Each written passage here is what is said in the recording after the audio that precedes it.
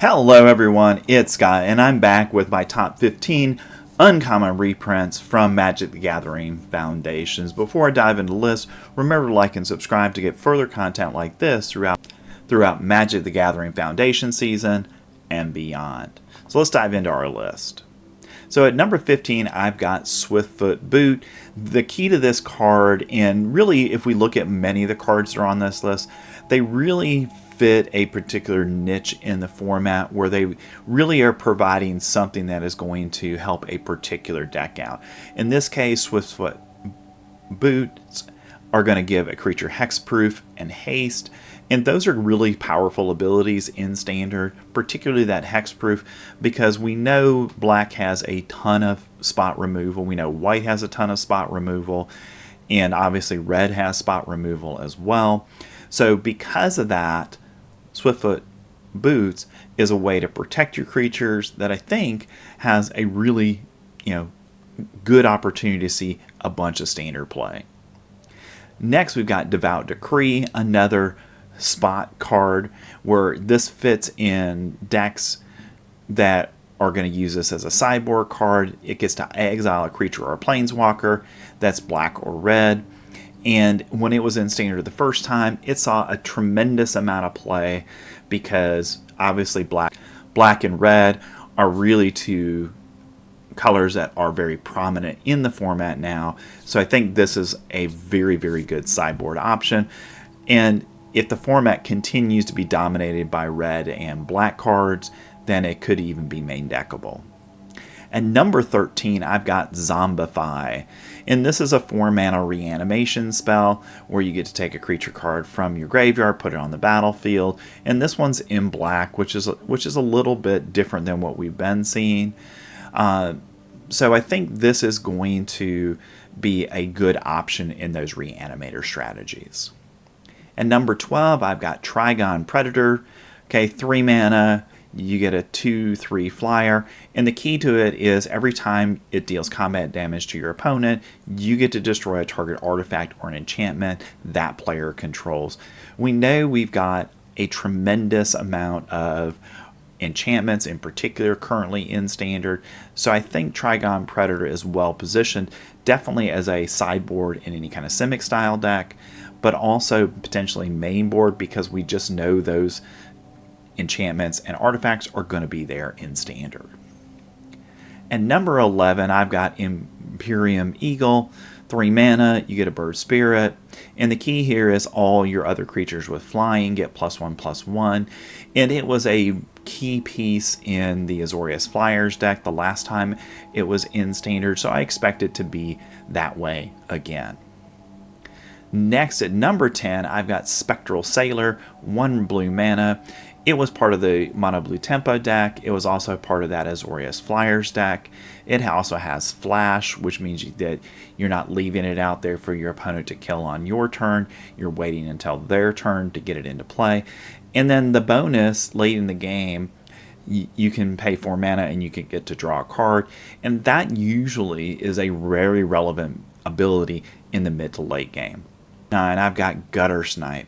For 3 mana, you get a Goblin Shaman, and the key to the card is every time you cast an instant or sorcery, this creature is going to deal 2 damage to each opponent. And we've already got really good burn cards already in Standard, and we know there's probably going to be a burn deck after Foundations comes out.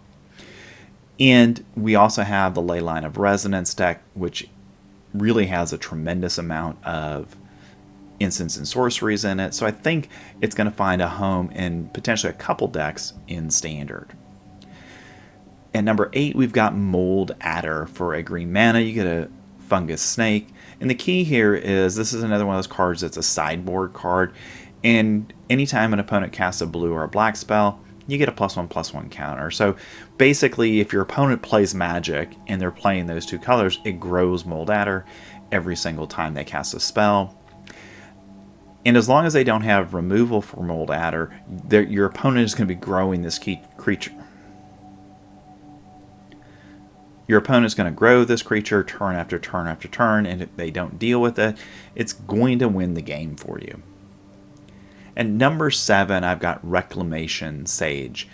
3 mana, card that's been in Standard multiple times in the past and has always been a good Magic card, because when it enters the battlefield, it kills an artifact or an enchantment, and we know Standard right now has a bunch of enchantments that are seeing significant play. So I think Reclamation Sage is going to fit into any green strategy where you're looking specifically to counter those artifacts and enchantments that your opponent might be playing. At number 6, I've got Boros Charm for a red and a white mana. This is one of the new burn spells that we're getting in Foundations, but I have a feeling that its other effect options might actually have more relevance, because I can see this in the Leyline of Resonance deck, and I can see Leyline of Resonance moving from a Rakdos strategy potentially to a Boros strategy because of it, because it does 3 things. It does 4 damage to a player or a planeswalker, which is really great for 2 mana, but more importantly, in the Leyline strategy, it can give a creature, or more precisely a permanent you control, indestructible, and it can also give a target creature double strike until the end of turn.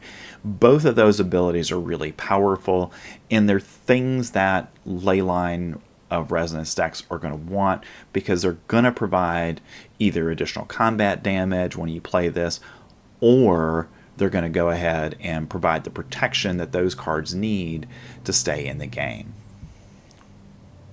At number 5, I've got Angel of Vitality for 2 and a white mana. You get an angel, and this is an important angel in the angel deck, because every time you gain a life, you gain an additional life.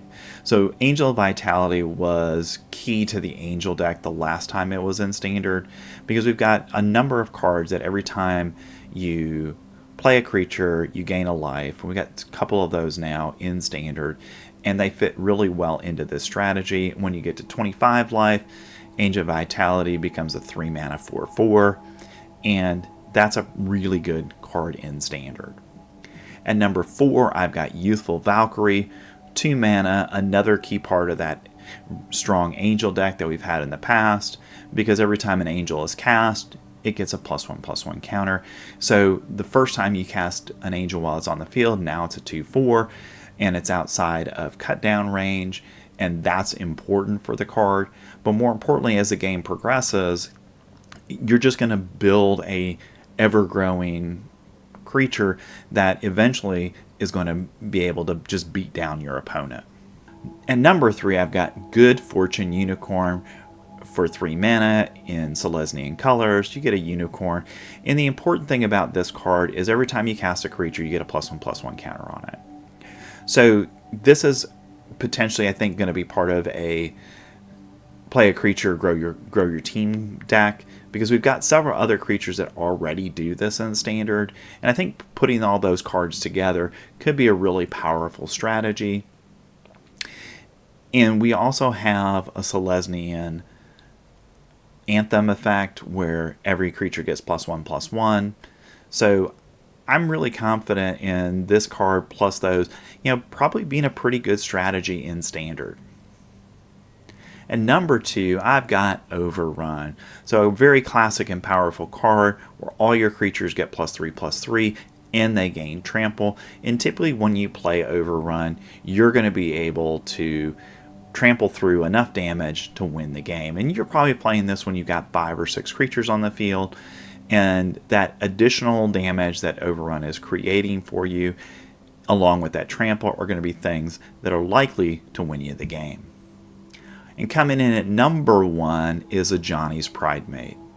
So this is a creature that every time you gain life, you get a +1/+1 counter on it, and it is really one of the iconic cards from Magic's history, and every time it's been in Standard, it seems like it's been a very important card to the overall format, and I would expect over the next 5 years, because we're going to have a cat deck, that it continues to be that way. All right.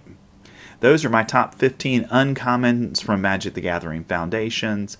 Leave a comment, tell me what you felt like was your favorite, and I'll be back with one more video, and that's going to be on the commons that are reprints from Foundations, and I've left my videos on rare and mythic reprints from the set that I think are the most important to standard.